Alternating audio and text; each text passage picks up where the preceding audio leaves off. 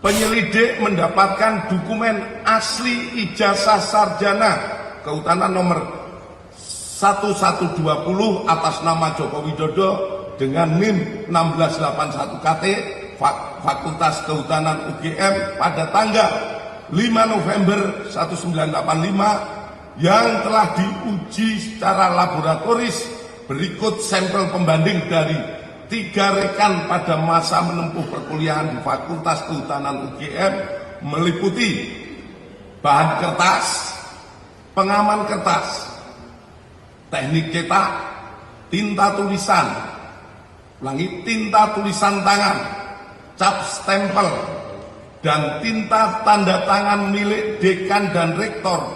Dari peneliti tersebut, maka antara bukti dan pembanding adalah identik atau berasal dari satu produk yang sama.